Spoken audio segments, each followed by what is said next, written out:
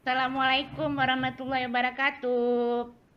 Waalaikumsalam warahmatullahi Waalaikumsalam wabarakatuh. warahmatullahi wabarakatuh. Selamat pagi.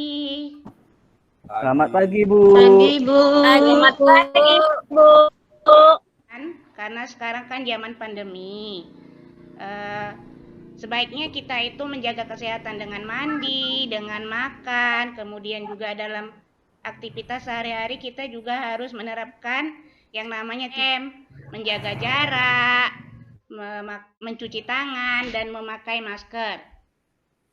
Dan sebelum kita memulai pelajaran, alangkah baiknya kita berdoa menurut agama dan kepercayaan masing-masing agar proses belajar kita diridhoi Allah Subhanahu wa Ta'ala. Untuk memimpin doa pada kelas kita ini, Ibu mintakan Rista Situmorang. Kepada Rista Situmorang, kita pimpin doa ya. Ya, Bu. Ayo teman-teman, kita satukan berdoa menurut kepercayaan kita masing-masing. Doa dimulai. Doa selesai.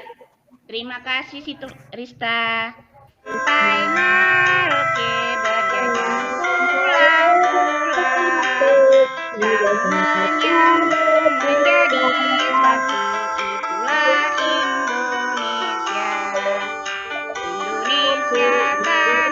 Indonesia tanah Airku, aku berjanji padamu, menanggung tanah airku Indonesia. Terima kasih. Ya, udah semangat? Ya, alhamdulillah murid-murid Ibu sudah pada ada semua di sini. Udah? Yes. Yaitu tema 1, subtema 3, pembelajaran ketiga.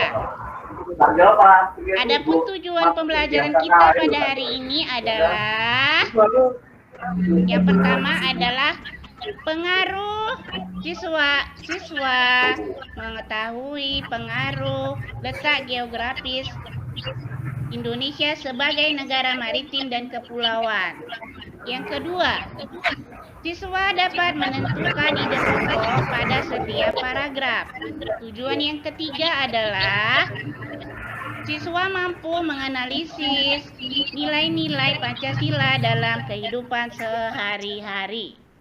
Jadi itulah tujuan pembelajaran kita pada hari ini, dan Ibu mohonkan kepada anak-anak Ibu untuk menyimak dengan seksama agar tujuan pembelajaran kita dapat. Udah nampak? Belum, Bu. Belum, Bu. Udah, Bu. Jadi pada hari ini kita masuki tema 1, subtema 3, pembelajaran 3, yaitu lingkungan dan manfaatnya. Nah, perhatikan. Lihat ini. Lihat masing-masing. Mutia. Halo Mutia. Halo, Bu. Iya, bisa lihat ini? Bisa, Bu. Menurut Mutia ini apa? Itu namanya peta ya, Bu? Iya, peta. Ini adalah peta dari salah satu pulau di Indonesia. Ini adalah Pulau Madura. Pulau Madura. Siapa yang sini pernah ke Madura? Belum, Bu. Belum. Sama Ibu juga. Ada, Bu. Nah, Udah, Bu. siapa yang sudah? Makan sate Maduranya. Ya, nggak apa-apa lah. Nanti insya Allah kalau ada rezeki kita sama-sama ke sana ya. Amin. Udah. Di sini adalah salah satu Pulau Madura. Di sini ada Lani sangat kagum dengan potensi alam yang ada di wilayah Madura. Karena dengan hasil tambang, hasil hutan, sampai dengan hasil pertanian dan lautnya. Semua itu bisa dimanfaatkan dengan sebaik-baiknya untuk meningkatkan kehidupan masyarakat. Pulau Madura masuk ke dalam Provinsi Jawa Timur. Meskipun demikian, secara geografis Pulau Madura terpisah dengan kabupaten-kabupaten lain di Jawa Timur.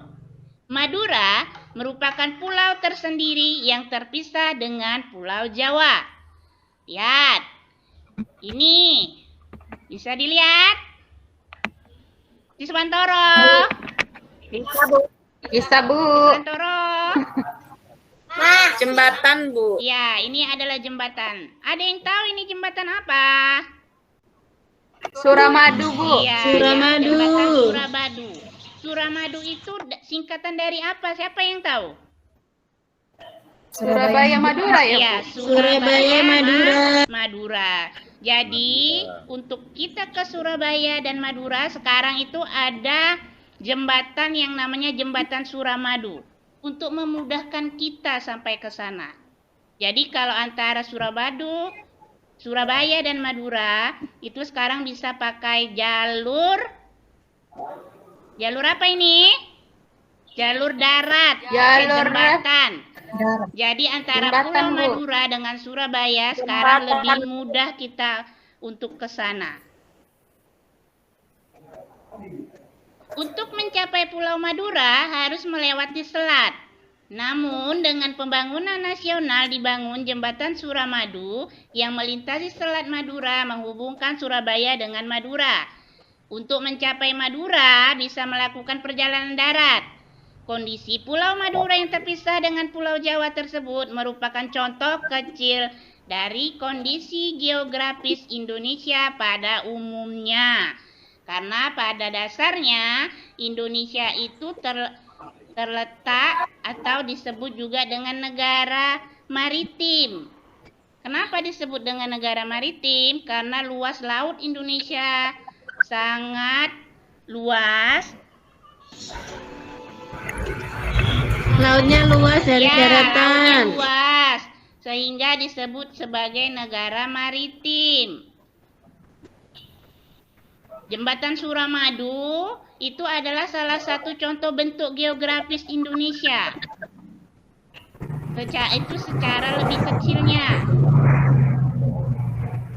Dari letak geografis Indonesia sebagai negara maritim, itu mempunyai pengaruh terhadap bangsa Indonesia. Kalau yang namanya pengaruh itu pasti ada dua kan? Pengaruh positif dengan pengaruh negatif. Pengaruh positif itu apa ya? Siapa yang tahu Pengaruh yang positif? baik. Kalau pengaruh positif Pengaruh itu, yang baik. iya, pengaruh yang baik. Jadi dengan letak geografis Indonesia sebagai negara maritim itu memberikan dampak yang positif bagi Indonesia. Apa saja? Ada yang tahu? Apa saja? Ada yang tahu, Nak? Pertanyaannya, Bu. Sebagai negara maritim, Indonesia itu memiliki dampak positif dan dampak negatif. Siapa yang tahu dampak positif dari negara Indonesia yang berada atau disebut sebagai negara Saya, Bu. maritim? Ya, siapa? Saya, Bu. Siapa itu jawab? Memiliki keberagaman potensi alam dan hasilnya, Bu. Iya, memiliki keberagaman potensi hasilnya. Apalagi kalau misalnya kita sebagai negara maritim?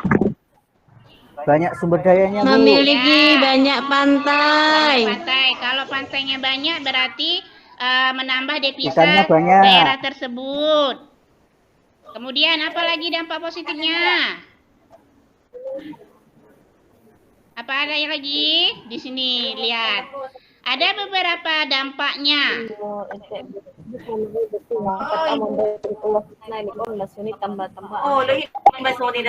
Itu dampak positifnya, dampak negatifnya. Ada yang tahu dampak negatif? Ada, Bu. Dampak yang buruk. Apa Dampak contohnya? negatifnya. Kalau apa, Bu? Negara perairan ya? Iya. Dia apa, Bu? Mudah banjir. Ya, mudah banjir, mudah gempa kan. Kalau tsunami kan dari dalam laut kan? Ya, itu dampak negatifnya. Ada lagi yang lain? ini kita belajar tentang letak geografis Indonesia. Jadi untuk menutup pelajaran kita hari ini, karena diawali dengan berdoa, maka diakhiri juga dengan berdoa, dipimpin oleh Hartanto. Coba Hartanto. Siap, Bu. Marilah kawan-kawan kita sebelum pulang kita berdoa menurut agama kita masing-masing.